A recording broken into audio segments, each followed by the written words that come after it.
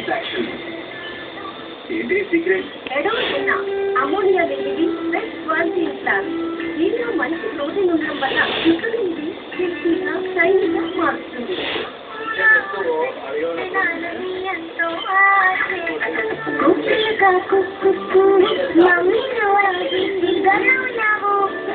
ఇప్పుడు ఈ చర్మం కూడా మర్చిపోతుంది వయస్సుని. తయారులో ఉంది గ్లిసరిన్. దీంతో మీ చర్మం ఉంటుంది యంగా, కనిపించండి యంగా, ఉండండి యంగా. సమర్పిస్తున్నాం కొత్త జిల్లెట్ షేవింగ్ క్రీమ్. సూక్ష్మమైన చర్మంతో పాటు సుఖమయమైన షేప్ కోసం. సమర్పిస్తున్నాం కొత్త జిల్లెట్ షేవింగ్ క్రీమ్. సూక్ష్మమైన చర్మంతో పాటు సుఖమయమైన షేప్ కోసం. ఈ రోజు మీకోసం గుణ ముద్దేక శోభ.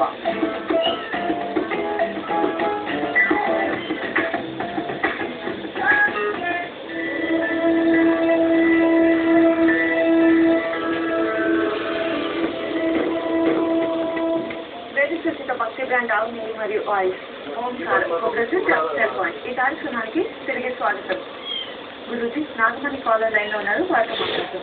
నమస్తే అండి నాగమణి గారు, ఎవరి గురించి తెలుసుకోవాలనుకుంటున్నారు? మా వారి గురించి తెలుసుకోవాలనుకుంటున్నాను మేడం. తప్పకుండా అండి, మీ భర్త పేరు చెప్పండి. సంజయ్య, 40 సంవత్సరాలు ఉంటాయి మేడం. సరే అండి నాగమణి గారు, మాట్లాడండి గురించి. సరే. నమస్తే తల్లి. నమస్కారం గురువు గారు. చెప్పండి అమ్మా. మీ పాదాలకు వందనాలు గురువు గారు. మా ఆఫీసులో ఉంటాయి. మా వారి గురించి తెలుసుకోవాలనుకుంటున్నాను గురువు గారు. చెప్పండి తల్లి. మీ వారు ఏం పని చేస్తూ ఉంటారు? కారు కొనుక్కొని నడుచుకుంటున్నాను సార్. కారు కొనుక్కొని దాన్ని టాక్సీ నడుచుకుంటున్నాను. కరెక్ట్ వర్డ్ వాడేమ్మా. కారు కొనుక్కొని నడుపుతూ ఉన్నామంటే అదేదో నాకు ఇంకో రకంగా అయింది, అర్థం కాలేదు. సరే తల్లి, ఎన్ని సంవత్సరాల నుంచి చేస్తున్నారు? 15 సంవత్సరాలు అవుతుంది గురువు గారు. మంచిది, అట్లనే చేయండి. మీ భర్త గురించి 6వ స్థానం శుక్రస్థానం అంటే మీరు ఆర్థిక సమస్యలు చాలా ఇబ్బంది పడుతున్నారు అని చూపిస్తుంది. దాని నుంచి అప్పులు, రుణాలు బాధ, చచ్చింది ఇవ్వడం కుదరతలేదు, బిజినెస్ ఏమో చక్కగా అయితలేదు, శాస్త్రదప్పులు లాభాలు వచ్చి అంతకంతే ఉంది, మీరు అనుకోని ఒకటి అయ్యేది ఒకటి. జీవితంలో స్ట్రగల్స్ వస్తూ ఉన్నాయి. మంచిగా అవుతుంది తల్లి. ఇక నుండి మీరు మీ భర్త చేతిలో ప్రతి శనివారం రావి చెట్టు మొదల్లో నయ్యి దీపం వెలిగించమని చెప్పండి. అలాగే ప్రతి శనివారం మినుములు, ఉలవలు, శనగలు మొలక చేసిన గోమాతకి పెట్టండి. ఈ 2 శనివారం మీ భర్త చేయాలి. మళ్ళీ సోమవారం రాత్రి క్షీర దీపం వెలిగించండి. క్షీర దీపం, ఇంతకు ముందు క్షీర దీపాలు ఎలా వెలిగించాలి అంతా మీకు తెలియచేశాను. ఆ క్షీర దీపాన్ని ఇంట్లో వెలిగించండి సోమవారం రాత్రి. ఇక రోజు ట్యాక్సీ బాగా మంచిగా వ్యాపారం లభించాలి, అందులో నుంచి లాభాలు రావాలని, మంచి గిరాకీలు బాగా వచ్చి డెవలప్మెంట్ కావాలని ప్రతి మంగళవారం దుర్గాదేవి దేవాలయానికి వెళ్ళి ఒక నిమ్మ పండు అక్కడ పెట్టి దాన్ని పూజించి ఆ నిమ్మ పండుని తీసుకొచ్చి కాళ్ళ పెట్టుకోమని చెప్పండి. తర్వాత ప్రతి వారానికి ఒకసారి ఆ పాత నిమ్మ పండుని నీళ్ళల్లో ఎక్కడైనా చెరువులో, బావిలో వేసేయాలి.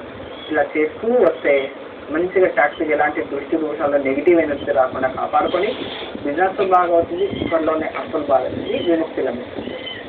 చాలా మంచిది అవుతుంది. ఎప్పుడు మా ఆఫీసులో ఉంటాయి తల్లి. నమస్తే. నాగమణి గారు విన్నారు కదా, గురుజీ చెప్పింది పాటించండి, తప్పకుండా మంచిగా జరుగుతుంది. గురుజీ మిగిలిన 3 సంఖ్యల గురించి వివరిస్తారా? ఇప్పుడు సంఖ్య 3 ఈ థర్డ్ అంటే జన్మించిన వారికి మానసికంగా ప్రశాంతత ఉండదు. అంటే అన్నీ ఉంటాయి చూడండి, కానీ ఏ దాంట్లో ప్రశాంతత ఉండదు. ఉద్యోగం, వ్యాపారం, వ్యవహారం, అన్నీ ఉంటాయి, కానీ ప్రశాంతత అనేది అసలు ఉండదు. అంటే మానసికంగా ప్రశాంతత ఉండదు. తర్వాత చర్మానికి సంబంధించిన వ్యాధి రావచ్చు.